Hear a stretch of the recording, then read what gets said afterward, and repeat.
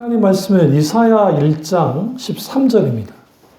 하나님 말씀은 이사야 1장 13절입니다. 이사야 1장 13절 헛된 재물을 다시 가져오지 말라. 분양은 내가 가증히 여기는 바요. 월삭과 안식일과 대회로 모이는 것도 그러하니 성회와 아울러 악을 행하는 것을 내가 견디지 못하겠노라. 아멘. 말씀 제목은 나는 어떤 예배자입니까? 라는 제목으로 말씀을 나누도록 하겠습니다. 나는 어떤 예배자입니까? 라는 제목으로 말씀을 나누도록 하겠습니다. 오늘 이 이사야가 1장 13절에서 충격적인 말을 합니다. 어떤 말을 하냐면 여기 내가 지금 헛된 재물을 다시 가져오지 말고 분양은 내게 가증히 여기는 거다라고 하면서 갑자기 악을 행하는 것을 성회와 아울러 악을 행하는 것을 내가 견디지 못하겠다라고 하는 거예요. 좀 이상하지 않으세요? 지금 여기에서 말하고 있는 안식일, 월삭, 대회로 모이는 거, 성회, 또 하나님께 제물을 드리는 거, 분양하는 거, 제사 드리는 거, 이거 잘못된 거 아니거든요.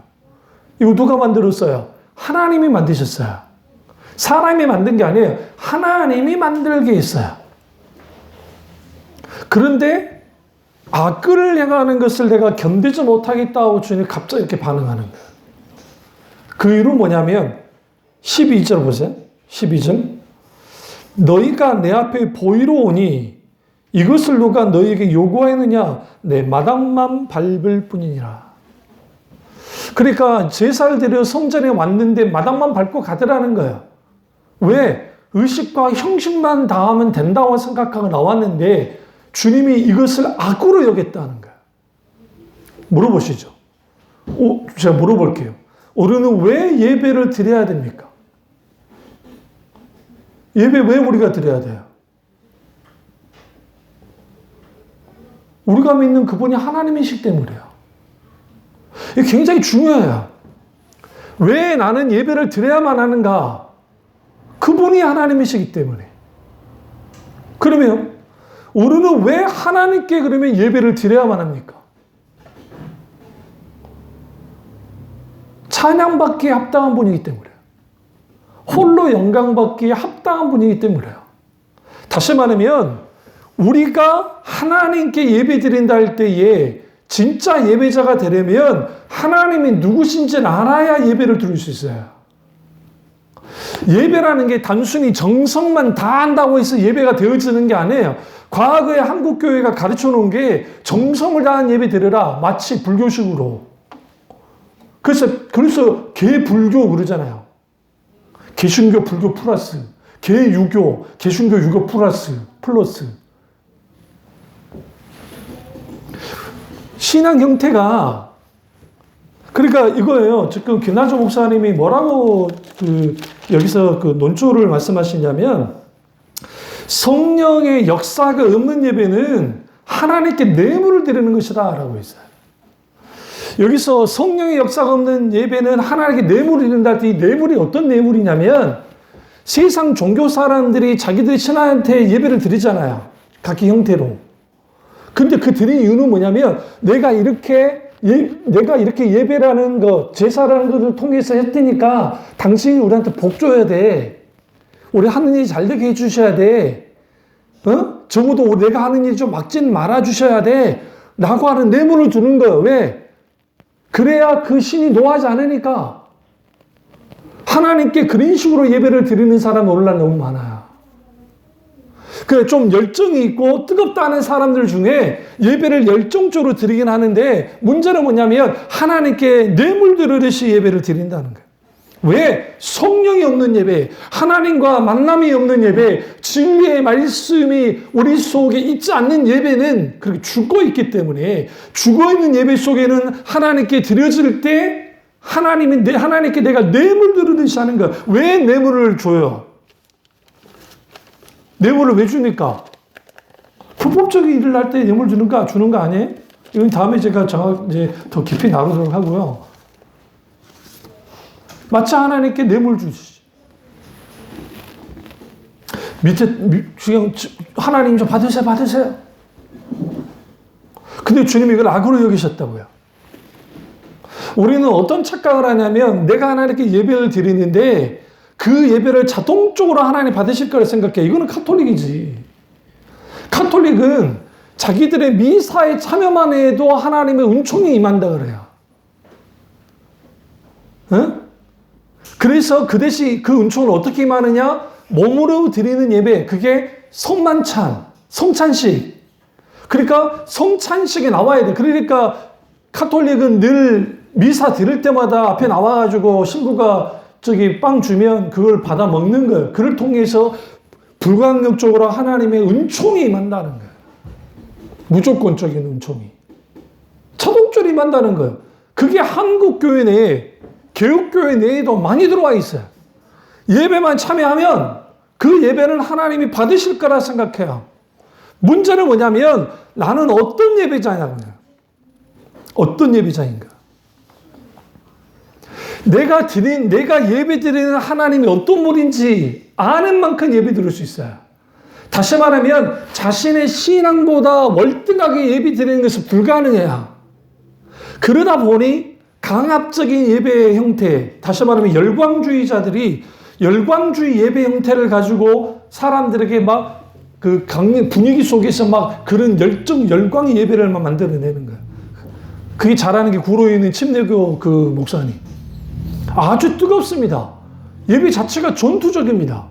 분위기 자체가 그래요. 찬양 선구도 그렇습니다. 그러면서 깃발을 날리면서 영적 전쟁이라는 의미 속에서 예배를 막 그렇게 드립니다. 적어도 그렇게 예배를 드려야 한다고 생각하니까. 근데 과거에 우리 교회, 구교회에 다녔던 권사님이 나이가 많이 드셔서 우리 지하에 있을 때 우리 교회로 지금 돌아가셨지만, 근데 그 권사님이 되게 했던 말이 있어요. 목사님. 예. 우리 교회가 엄청나게 뜨거운 줄 알았는데, 이렇게 기름부음이 강한 찬빛중앙교회가 이렇게까지 기름부음이 강한 줄을 제가 놀랐다고. 그건 저한테 했단 말이에요. 그 교회가 뜨겁기로 유명한 교회입니다. 그럼 제가 성령 사역할 때, 기도 사역할 때 인위적으로 막 한 적이 없잖아요. 머리에 안수를 하더라도 살짝 될 뿐이지 거기에 뭐 찍고 누르거나 안 하잖아요. 근데 강력한 성령의 기름은 너무너무 뜨거우신 거예요. 이걸 어떻게 이해해야 되냐는 거예요. 이 작고도 작은 이 교회인데, 그때가 우리 교회가 엄청나게 성령께서 역사하실 때, 예배 가운데 하나님의 임재가 가득했고요. 그 예배 속에서 하나님의 성령이 강력한 기름 부음이 있었단 말이야. 그러면 우리가 하나님께 이 예배 드린다 할 때 나는 어떤 예배자인가? 여기서 헛된 제물을 다시 가져오지 말라는 게 중요한 거야. 여기서 헛된 제물이 뭘까요? 그래서 부정한 양들을 가지고 온 그건 단순한 그걸 말합니까? 그렇지 않아요. 이사야 시대에는 그러니까 예배 형식과 의식에 열성적인 사람들이었어요. 그럼 여기에서 뭐가 들어가 있지 않냐면 신앙 고백이 들어가지 않는, 자기 중심이 들어가지 않는 예배, 제사, 의미 없어요. 지금 오늘날 우리가 예배를 드리는데 예배 드릴 때 딴 생각하는 사람들이 있어요. 눈 보면 알아요. 저도 오랫동안 목회를 했기 때문에, 설교를 했기 때문에 그 사람 눈만 봐도 지금 딴 생각을 한다 안 한다는 쉽게 알 수 있어요. 왜? 워낙 오랫동안 설교를 해봤기 때문에. 그러니까 오늘 한국교회 가장 큰 문제는 예배 겸디기잖아요. 예배 겸디기. 그 예배 겸디기가, 이게 한국교회가 이미 90년도부터 이 증상이 나타나기 시작했는데, 그 증상이 더 크다 보니까 그 예배 겸디기에 교인들이 견디지 못하니까, 그래서 예배 시간을 팍팍 줄이기 시작한 거예요. 지금 50분 다 끝나요. 대부분 교회들이. 1시간 안에 다 끝나요. 제가 어렸을 때, 제가 청소년 때의 예배 시간은 1시간 20분이었어요. 그러니까 11시에 딱 예배 딱 시작되어지면 거의 12시 20분이나 12시 반쯤에 예배가 끝났다고요. 보통 우리 교회뿐만 아니라 다른 교회 목사님 설교가 거의 50분 정도 설교를 했어요. 거의. 그러면 20분 전에, 11시 20분 전에, 그러니까 10시 40분에 그 당시 뭐 준비 찬송이라는 표현을 썼으니까 준비 찬송 잘못된 말이지만 그때 찬양을 해야. 그럼 우리 어머니는 반에 간다 했잖아요, 반에. 10시 반에. 그러니까 찬양 시작 10분 전에 가서 미리 기도하고 앉아 있다가 그 찬양에 같이 하는 거야. 그 시대에도 예배 시간 늦는 사람들이 꽤 많았어요. 그러니까 40%가 11시 넘어서 들어왔어요. 그러니까 우리 담임 목사, 우리 원로 목사, 소천했던 지금 원로 목사 말고 그 위에 있는 원로 목사님이 교회 문을 걸어 잠그고 교인들 못 들어오게 만들고 아주 엄하게 꾸짖었어요. 그런 일들이. 왜냐하면 하나님께 나와서 예배 드릴 때 하나님을 찾는 시간이 필요해요. 중간에 들어오는 것과 미리 와서 기다리고 있다가 예배 드리고 찬양하고 예배 드리는 것은 완전 달라요. 그런 아주 기본이 달라요. 그리고 사람들은 기본적으로 다르고. 근데 여기서 중요한 게 뭐냐면 헛된 재물이란 게 뭐냐면 이스라엘 시대 이스라엘 백성들은 내가 이렇게 재물을 드림으로 하나님이 내게 복 줄 거라는 생각을 하고 다가왔어요. 그러니까 하나님 그분을 내가 사랑하기 때문에 내가 예배 드리는 게 아니야. 내가 그분을 너무너무 원하기 때문에 예배 드리는 게 아니에요. 내가 그분으로부터 뭔가 얻기 위해서 예배를 드리는 거야. 그러니까 이사야서의 전반적으로 다 그런 일을 내려요. 신령과 진정으로 예배 드리라고 하는 요한복음 4장 24절에 있는 그 말씀, 과거의 번역에 개혁 한글판에, 개혁 개정판에는 영과 진리로 예배를 드리라고 되어 있는데 그걸 진정으로라고 할 때 이것을 정성으로 이해를 했어요. 한국교회가. 정성으로 예배를 드려야 된다. 그러니까 정성으로 예배를 드렸어요. 정성으로 다 했어. 근데 그게 불교식이었다고요. 공덕 쌓듯이. 공로를 쌓듯이. 그렇게 예배를 드렸다고요. 그러니까 공덕 쌓듯이, 공로 쌓듯이 예배를 드리니까 당연히 하나님은 내게 복 주셔야 돼. 응? 복 주셔야 되는데 그런 설교를 하는 교회를 사람들이 넘쳐나기 시작했죠. 오늘날 그 교회가 다 초대교회가 됐어요. 그럼 오늘날은 그렇지 않느냐? 오늘날에도 그래요. 그러다 보니 예배가, 설교가 만담이 되어져 버리고 그리고 그 소위 쇼맨십, 목사 개인의 쇼맨십에 의해서 사람들이 울렸다 웃었다 막 하면서 하긴 하는데 정작 예배의 대상이신 하나님이 뒷전을 밀려나기 시작한단 말이에요. 그리고 뭔 그런 순서가 많은지 우리 대표기도 하시는 분들 성령에 이끌려서는 상관없는데 너무 길게 기도하시면 안 돼요. 그리고 개인 기도로 자칫 잘못하면 개인 기도로 가면 안 돼요. 철저하게 예배 가운데 하나님 어떻게 하실지. 물론 성령이 역사하실 때 기회가 나간 건 상관없어요. 근데 문제는 뭐냐면 교회들마다 순서가 예배 속에서 얼마나 많이 들어와 있는지 그 순서 안에라고 모든 순서에 끌려서 예배가 되어지기 시작해요. 그래 정작 순서 맞는 사람들 문제가 생기는 거예요. 그러니까 대표기도 하시는 장로님, 성가대원들 가장 설교 안 되는 것들이 안 되는 사람들의 성가대원들이라 했잖아요. 제가 그 헌신 예배 드리고 어디 가서 설교를 하다 보면 가장 설교 안 되는 애들이 성가대원들이. 특별히 지휘자들. 그거 왜 그러느냐? 그들은 주로 막 계속 목사 설교 끝나고 나면 거기 음악도 해야 되고 막 찬양하고 거기 뭐 해야 되니까 성경도 부르고 막 해야 되니까 그래요. 그러다 보면 애들이 설교는 듣고 다른 짓이야. 한 번은 제가 그래서 그 헌신 예배 갔을 때 거기만 계속 쳐다보고 설교를 했어요, 일부러. 그러니까 이제 부담스러운 거예요. 계속 쳐다보니까. 그러니까 이제 고개는 들어가고 아니면 가면 고개 숙이고 있고. 그리고 가장 설교 안 듣는 애들이 반주자. 왜? 자기들이 예배자인데 예배 인도하는 사람이니까 인도하는 생각을 하는 거야. 안 해요. 철저하게 예배자가 돼야 돼.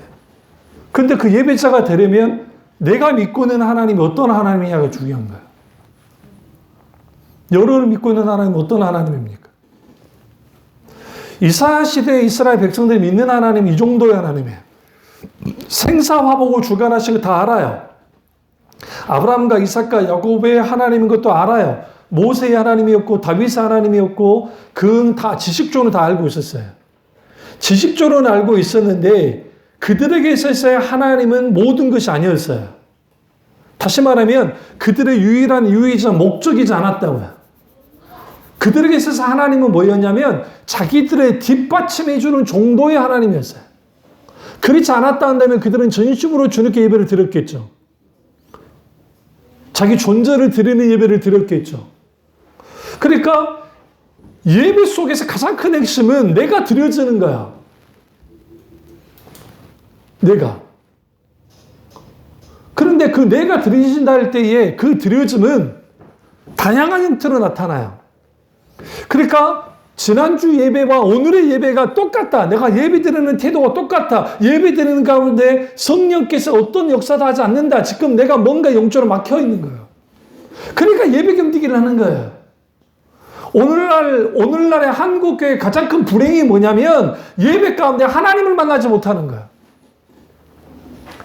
이렇게 작은 교회에 있으니까, 이렇게 작은 분위기 속에 있으니까, 뭔 하나님의 역사실까? 그렇지 않아요? 아까 기름 부음 강했잖아요. 찬양가 할 때. 이미 찬양 들어가기 전에 그 힐송에서 찬양하는 속에서 기름 부음이 갑자기 임하기 시작했어요. 저한테. 그 기름 부음이 있는 속에서 찬양을 하고 되고 예배를 드리고 설교를 하게 되어지면 달라요. 그리고 주님이 그 예배 가운데 오신다고요. 찾아오신다고요. 그럴 때 우리는 그 하나님과 조우해야 돼요. 예배 속에서 만남이 필요해요. 그 만남 속에서 때로 나를 위로하시고 붙드시기도 하지만 때로 나를 책망하기도 하고 나를 깨닫게 하시고 성령께서 우리를 어루만져 주세요. 그러면서 가장 깊이 어떻게 만드냐면 내 존재 자체가 하나님께 드려지는 예배로 나가기 시작한다고. 당연히 거기에는 하나님에 대한 기대감을 갖고 예배를 드리는 거야. 근데 오늘날 예배가 대형교회일수록 시스템과 프로그램과 그리고 인적 자원이 정말 넘쳐나기 때문에 충분히 모든 걸 만들어낼 수 있습니다. 어떤 프로그램들 보세요. 가요 프로그램들을 보세요. 보면 뭡니까? 트로트 하는 친구들이 나와서 막 노래를 부르고 갑자기 막 대성통곡을 하면서 우리로 말하면 엄청난 은혜를 받은 거야, 막. 응? 음악에 그런 힘이 있어요. 근데 주로 아니면 뭐 발라드 노래를 들었는데 누군가 눈물 흘린다, 뭔가 사연이 있는 거예요. 사연이 없는데 뭐 그렇게 하겠어요. 그 사연이 있는 거야. 그러면 그 속에서 사람들이 되죠. 그러니까 아주 정교한 장치들을 해놓고 거기에서 하는 거야. 그래서 한국교회가 뭘 만들어냈냐면 상당 부분의 교회들이 감정 과잉을 만들어냈다 했잖아요. 사람들의 감정에 호소하는 설교, 감정에 호소하는 찬양, 감정에 호소하는 기도, 감정에 호소하는 것들이 넘쳐나기 시작했단 말이에요. 정작 진리의 말씀, 인간의 이성에 직접적으로 겨냥할 수 있는 하나님의 말씀들이 그게 들어가지 못한다고. 그러니까 목사 손부터 달라져요. 주님께서 그랬습니다. 저 흉내도 못 내겠지만. 아버지여, 우리와 함께 하옵소서. 아니면 쇼맨십을 하고, 광대같이 하고, 거기에 사람들이 아멘, 아멘. 거기에 반응하고, 고개 흔들리고, 우리 이렇게 생각합니다. 아, 저기는 사람들이 많고 하니까 그 광대같이 막 해도 그래, 옳은가 보다. 세상은 뭐라 하냐면 숫자 많으면 옳은 거라는 거예요. 그게 정말 진리의 말씀 가운데 성령께서, 내가 늘 강조한 거, 물 흐르듯이 성령께서 역사하셔야 된다. 인위적인 것들은 다 배제하기 시작해야 된다. 그리고 성령이 하셔야 돼. 그런데 예배 가운데 나는 어떤 예배자인가 할 때 그 예배자로서 내가 어떤 예배자로서 서 있는가. 하나님 그분을 내가, 잘 부르세요? 내가 아는 만큼 하나님을 사랑하게 되는데 사랑하는 만큼 하나님을 좀 더 깊이 신뢰하게 돼 있어요. 깊이 신뢰 가운데 들어가요. 그럼 더 깊이 신뢰하게 되어지면 기꺼이 나를 내어드려요. 이걸 헌신이라고 그래요. 헌신. 그러니까 우리가 여기에서 뭘 할 수 있냐면 하나님과의 관계 속에서 예배자로 나아갈 때에 처음부터 나를 드리겠습니다. 그런 사람은 없어요. 그러니까 젊을수록, 저도 젊었을 때 그랬지만 젊을수록 바른 찬양이 좋아요. 저도 그랬고. 요즘 젊은 친구들이 찬양 작곡을 하다 보면 아주, 저도 음악을 했으니까 또 악기도 다루니까 그 악보를 보다 보면 오늘날의 세상에서 지금 하는 악보와 똑같이 만들어요. 왜냐하면 그렇게 돼야 되기 때문에. 그러니까 젊은 친구들은 반응하는데 나 같은 이제 목사들은 제가 찬양에 많이 열려있는 사람에도 불구하고 어릴 때부터 그랬잖아요. 저는 고등학교 때부터 이미 라이센스로 이미 그 영국 그 하비스트 처치라고 하는 그 앨범을 제가 직접 사다가 들었고 일본에 있는 히브리 찬양을 가져다 듣기도 하고 막 그랬단 말이에요. 우리나라 발매됐을 때.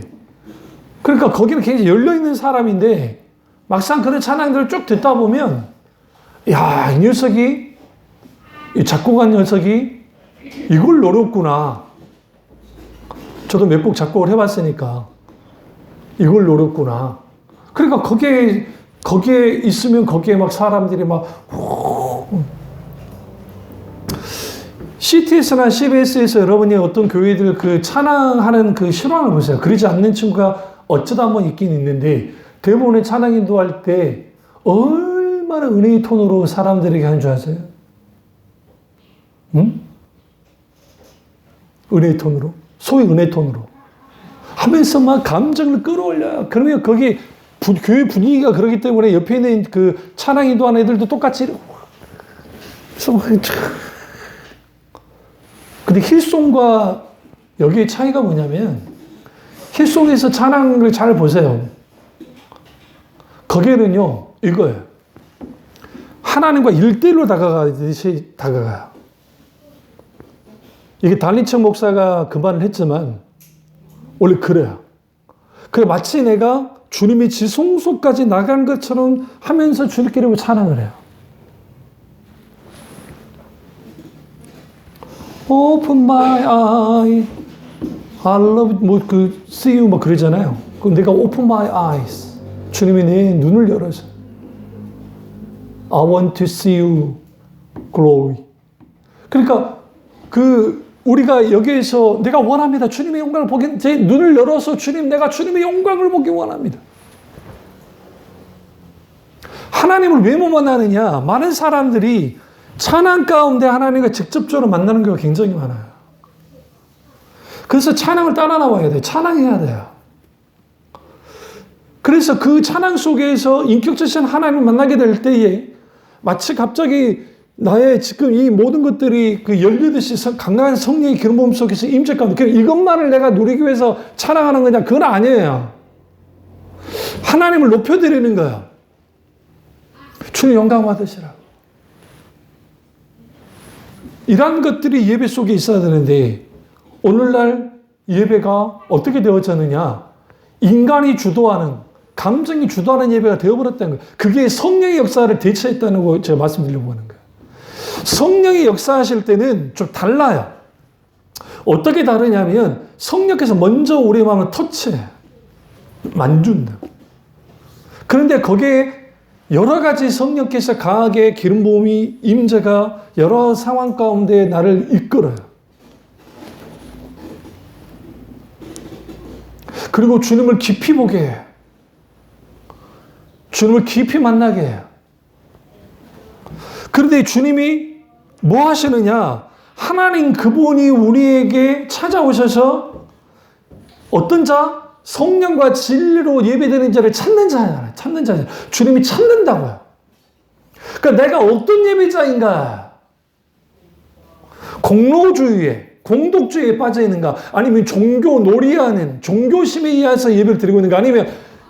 아니면 인격지신 하나님을 만날 때 거기에 인격적인 예배가 가능한 거예요. 광신으로 가지 않아요. 제가 분위기 주도 못해서 안 하는 게 아니에요. 저는 부흥강사 밑에서 자라난 목사예요. 부흥강사 밑에서 자라났다는 것은 뭐냐면 사람들을 어떻게 할 줄을 알아요. 왜 그러냐면 부흥가서 밑에서 살아났으니까 구원이라는 걸 내가 어릴 때부터 그 전도사 때 어릴 때 많이 보고 자라났으니까 봤으니까 내 출신이 어디예요? 순복음이잖아요. 뜨거운 교회에서 있었단 말이에요. 당연히 내가 어렸을 때 봤을 때 뜨거운 전도사님들 밑에 있을 때 어떻게 분위기를 그분들이 열심을 왜 순복음 자체가 내가 열심으로 나가면 성령이 역사한다는 생각하기 때문에 내가 감정적으로 뭐라 열심히 하면 성령이 역사하는 거예요. 그걸 성령을 끌어들일 수 있다고 생각해요. 개혁신앙은 전혀 달라요. 성령이 찾아와야만 가능해요. 그래서 성령님 오셔서 주님을 찾는 거예요. 그리고 주님이 찾아오실 때, 성령이 찾아오셨을 때에 거기에 신앙의 정서가 감정들이 끌어오를 때에 이것과 자기 감정을 끌어오고 난 다음에 성령의 역사라고 하니까 어떤 차이를 갖고 있냐면 인격체신 하나님을 향한 갈망함과 열망함이 커져서 예수 그리스도의 십자가만을 원하고 주님만을 원하는 것들이 일어나기 시작해요. 그러면서 내면 속에 평안함이 있고 인격체에 대한 갈망, 인격체이신 하나님에 대한 갈망이 생겨요. 그리고 주님이 깨달아져요.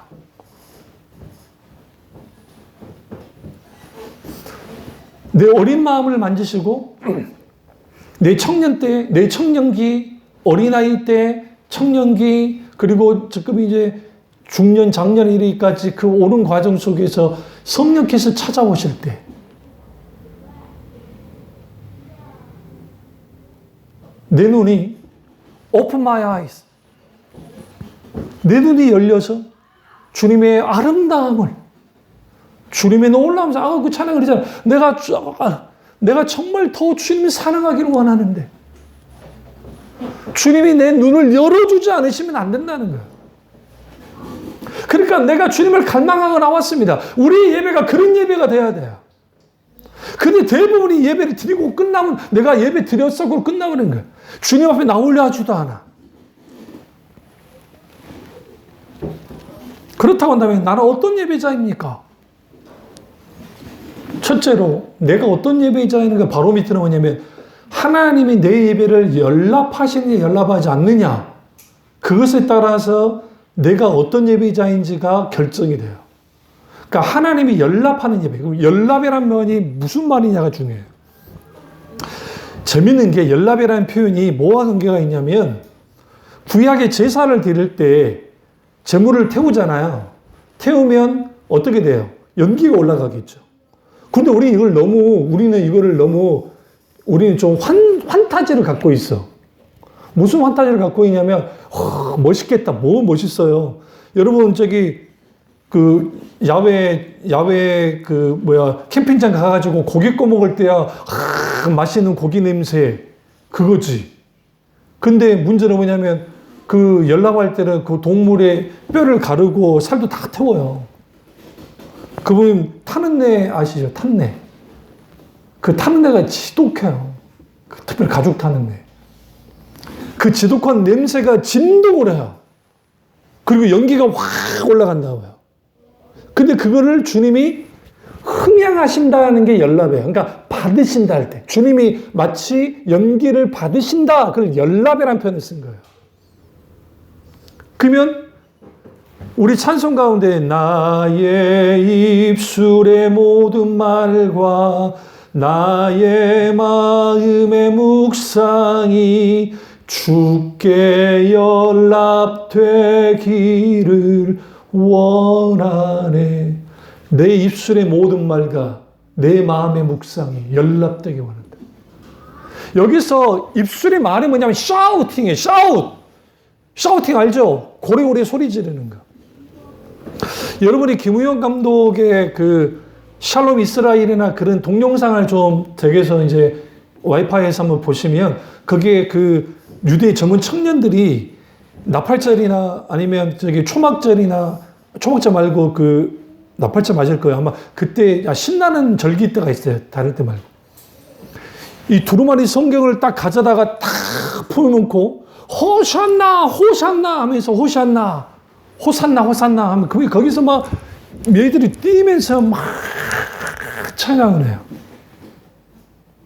근데 그 옆에서 이제 또 오던 녀석이 있어요. 그가 막 하면 그래서 같이 막 해요.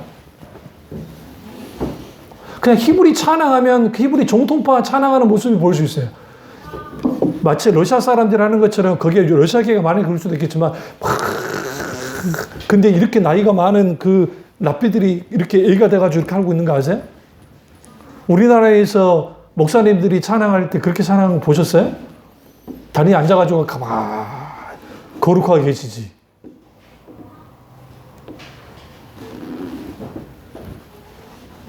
이게 특권의식과 잘못된 의식 가운데 빠지면 그렇게 돼요.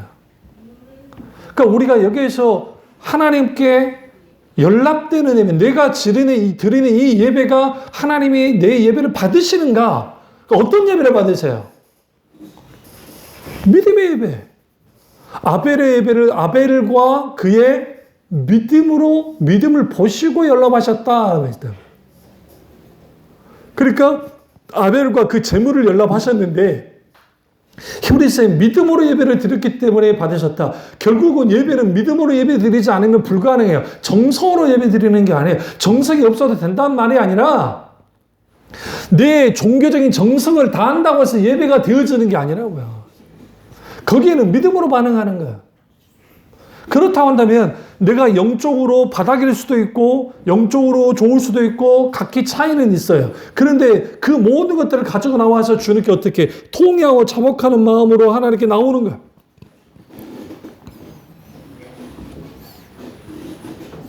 소위 화려한 성가대의 찬양과 아름다운 어떤 멜로디에서 되어지는 것이 아니라 성령께서 우리 가운데 역사하실 때 주님이 나와 1대1로 마음의 터치가 있어요. 거기서 하나님을 경험하는 거예요. 중심에 하나님을 만나기를 사모는 없는 예배, 습관적으로 그냥 드리는 예배, 그러한 예배 가운데 하나님이 그들을 만나줄 일도 없고 하나님은 그런 예배를 역겨워하신다. 즉 역겨워하신다잖아요. 그래서 참된 예배자의 중심에는 내 예배가 연락될 수 있다 없다에 대한 인식을 가지고 예배를 드려요.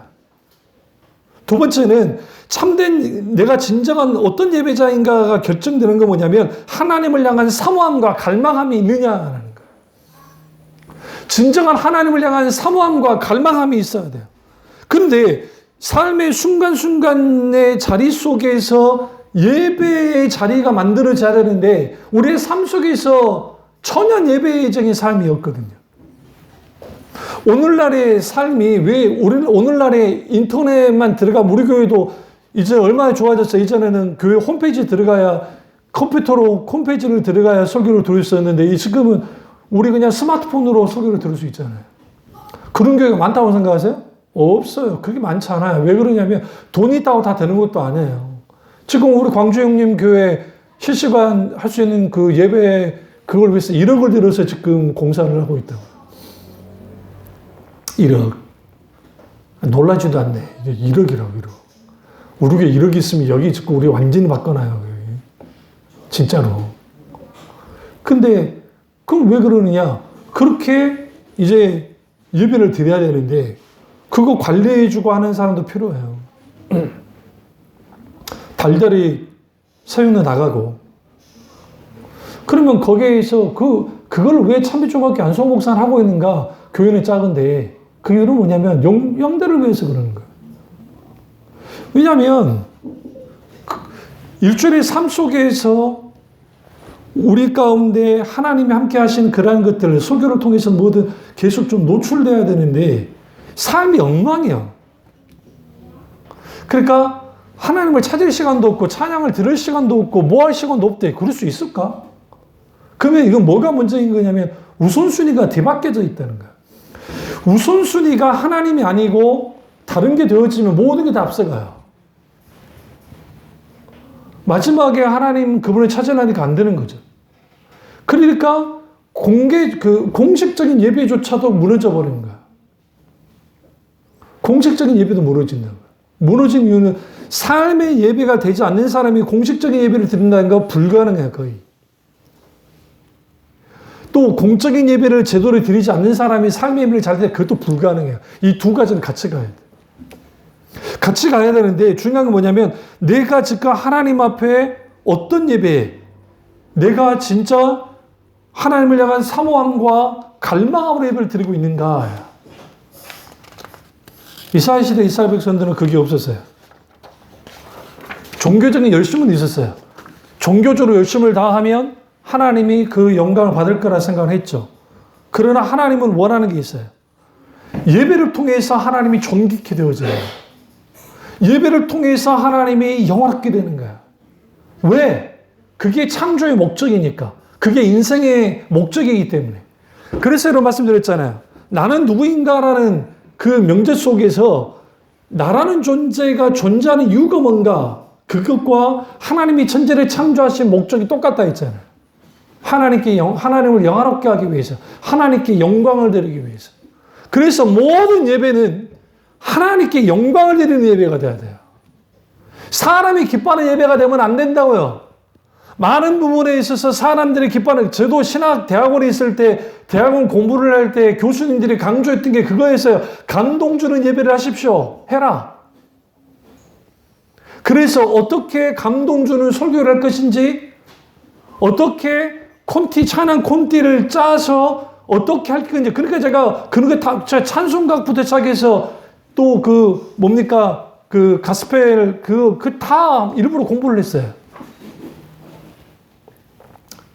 전문가 되는 목사님들 밑에서. 근데 거기에 맞춰져 있는 게 뭐냐면 기술도 좋고 다 좋아요. 근데 이 두 가지 빠지면 끝나버리는 거예요. 하나님의 말씀과 성령이에요. 내 안에 성령께서 역사하셔야 돼요. 그런데 삶이 무너진 사람들이 삶 속에서 하나님을 찾지도 않고 성경은 뭘 보긴 봐요. 뭘 봐. 성경 한 정도를 안 보는 사람들이 주일날 딱 와가지고 예배를 드리겠다고 하는 그 강큰 담력은 어디서부터 왔냐고 도대체.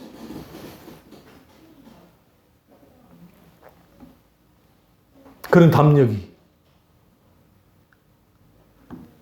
그래서 신학자들이 지금은 카톨릭보다 못한 예배를 개신교가 드린다고 말을 해요. 카톨릭은 적어도 그들의 예전의 의미를 둬서 그거 자체는 종교심을 다 갖고 있는데, 오늘날의 한국교회 교인들의 상당수가 예배 견디기뿐만 아니라 예배는 그냥 형식과 의식 그 자체도 별로 중요하지 않는, 그냥 나와서 드리는 것뿐인 그런 형태의 예배가 되어버렸다는 거예요. 그걸 막기 위해서 강한 카리스마가 있는 목사님들은 그걸 가르쳐가지고 그런 식의 군대 같은 예배를 막 드리게 만들고, 아니면 뜨거운 교회, 아니면 아주 세련된 일종의 예배를 다 미리 리허설까지 다 해가지고 그런 속에서 예배를 드리게 만들어요. 그러면 사람들이 그 예배 속에 들어오면 어떤 생각을 하냐면, 우리 교회는 참 럭셔리한 것 같아 라는 생각. 일단 건물이 럭셔리해요. 목사 자체도 럭셔리해요. 박사학위 갖고 있고. 그리고 거기에 있는 그 음악, 그 지휘자는 연세대학교 교수님이고, 예를 들어 어느 대학 그 교수님이 음악 음대 교수님, 학장님이 지휘를 하고, 또 우리 있는 사람 다 그런 사람들 와서 하고, 막 전체, 그러니까 거기에 럭셔리는 해. 근데 정작 거기에 하나님, 성령님, 진리의 말씀, 그게 뒷전으로 물러날 수 있어요. 그렇게 하는 것들이 다 잘못됐단 말이 아니에요. 그렇게 할 수 있으면 하는 것 자체는 나쁘다고 생각하지 않아요. 그러나 그럼에도 불구하고 거기에 성령께서 함께 하셔야 돼요. 성령께서 모든 걸 주도해 나가셔야 돼요. 끌고 나가야 돼요. 그렇다고 한다면 오늘 내가 드리는 이 예배 가운데 내가 진정한 하나님을 사모하고 내가 얼마나 갈망함을 가지고 예배를 드리고 있는가요? 이 하나님에 대한 갈망함이 없는 사람들은 하나님을 묵상하지 않기 때문에 그래요. 하나님을 묵상하지 않는 사람이 절대로 하나님 말씀을 가까이 하는 경우는 없어요. 당연히 기도도 하지 않아요. 절대로. 이런 먼 나라 이야기가 아니라 우리 교회 이야기이기도 해요. 정말로요. 그러면 얼마나 놀랍냐면, 한국 교회가 어떤 그 잘못된 것을 유산으로 남겼냐면, 예배를 목사님이 다 이끌어주는 거예요. 그러니까 예배 인도자인 목사님이 팔방미인으로 다 해줘야 돼. 그리고 교인들은 구경꾼이 되는 거예요. 그러니까 과거에 그래서 예배 보러 간다 그러잖아요. 좀 이상하지 않으세요? 왜 예배를 본다 그랬을까? 예배 드린다고 있고 성령과 진리로 예배 할지니라 그랬으니까 예배 한다가 맞는데 성경대로 하면 예배하는 것이 맞는 거예요. 예배를 하는 거예요. 아니면 드린다는 좀 더 높여준 거고. 근데 왜 예배 본다 그랬을까? 예배 보러 가. 예배 봐야 돼. 보는 거거든. 왜? 개신교는 성도들이 낯설 일이 별로 없어요. 그러니까 교동문이라는 거 하고 왔다 갔다 목사님 읽으면 그 교동문하고 사도신경 전도 나머지 헌금 드릴 때 빼놓고 참여하는 게 없잖아요. 그래 안 그래요? 그러잖아요. 카톨릭은 계속 참여해야 돼. 지금도 카톨릭은 그 미사가 1시간 반 정도 걸려요. 그럴 수밖에 없는 게 일어났다 앉았다 한번 가서 한번 저기 명동선 나갔다 놀러가면 가보라고요. 그게 미사하고 있으면 나가지 말고 제발 가서 구경이라도 좀 해봐라고요. 그럼 뭐 일어났다 앉았다 일어났다 가만 앉아 있어도 뭐라 안 그러니까 그냥 앉았다가 뭐 저기 마리아여 우리를 위하여 어떻게 해주소서 또 사자와 함께 뭐 누구와 함께 뭐 누구요 마테오요 누구 어쩌고 막 그래요. 그러다가 또 그들이 말하는 찬송을 불러요. 그러면 또 단손율 우리는 이런 찬양 말고 단손으로 은은한 찬양을 갖다 부르면서 딱 좋기 좋은 그 단손을 그 다음에 신부님이 나와가지고 설교를 하는데 그 설교라는 게 우리가 생각하는 목사님 설교 생각하면 안 돼요. 그냥 일반 정치 일반 그냥 성경 내용 조금 말하고 그걸 끝내요. 그것도 15분에서 20분 다 끝나요. 15분 정도 끝나요. 바티칸에서 내려온 거 그대로 읽어요. 신부님이. 그런데 잘 보세요. 카톨릭 신자들 눈을 보세요, 눈을. 집중해요. 왜? 졸만하면은 일어났다 앉았다. 졸만하면 일어났다 앉았다.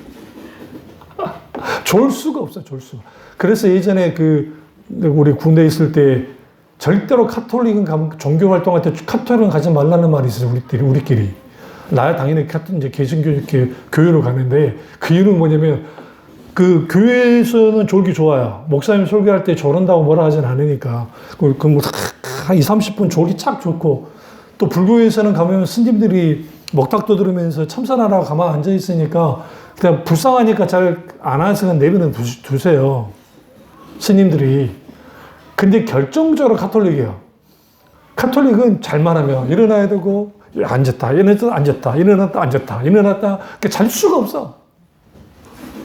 그리고 개신교가 다른 데 비해서 하는 거는 초코파에 카톨릭 불교 1개 주면 우리는 2개 주고 3개 주니까. 근데 여러분, 그런 죽은 예배, 그 죽은 예보다 못한 예배를 오늘날 개신교들이 드리고 있어요. 그럼 우리는 그렇지 않느냐 하는 거예요. 그럼 왜 우리 예배 이렇게 돼버렸어요? 예배의 감격이 없어져 버린 거야. 예배의 감격이 왜 빠졌어요? 왜 사라졌어요? 성령님 의지하지 않기 때문에. 성령님, 오늘 내가 이 드린 이 예배 가운데 오셔서 내가 어떻게 예배하기 원하세요? 성령 나의 예배를 어떻게? 주님이 나의 예배 가운데 어떻게 예배 드릴지를 인도해 달라 해야 돼요. 예배는 나만 위하고 나를 위로하고 나를 감동시키는 수단이 아니에요. 하나님을 향한 영광을 통해서 내가 그 감격에 빠져서 어찌할 바 모르는 그런 감격이에요. 그러니까 신나고 즐겁고 축제 예배를 드린다고 자기들끼리만 기쁘고 즐거워. 정작 하나님께 영광을 드리지 못한 이유가 뭔지 아세요? 거기에는 성령님에 의해서가 되는 게 아니라 자기 감정에 의해서 자기 종교심에 의해서 내버리니까 그래요. 그래서 예배자는 예배로 살아요. 어떤 예배로 살아요? 2가지 예배로 살아요. 공적인 예배로 살고 삶의 예배로 살아요. 이 2가지가 함께 갈 때 거기에서 하나님께서 우리를 만나주시고 함께 해두시고 하나님께서 놀랍게 우리 가운데 은혜를 베풀어 주시는 거예요. 근데 그 예배를 드릴 때 우리가 정말 깊이 생각해야 할 게 뭐냐면 오늘날 많은 교회에서 행해가지고 있는 배교에 가까운 형식주의. 과거에 제가 서문한 지금 짝이 우리나라에 그 당시 100년 넘었던 교회, 아무 교회를 갔었는데 거기서 제가 그 예배 드리고 난 다음에 가슴이 아파가지고 가슴이 친 적이 있어요. 그 교회가 아주 오래된 교회, 지금은 이제 130년 넘는 교회가 됐는데 140년 되겠네요.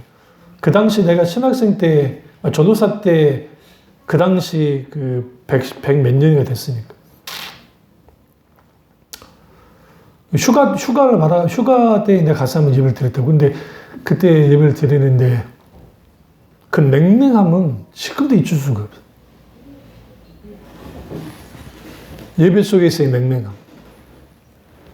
단순히 아멘 안 한다고 해서 그거 아니라 어떻게 저런 예배를 드리면서 그럴 수 있을까?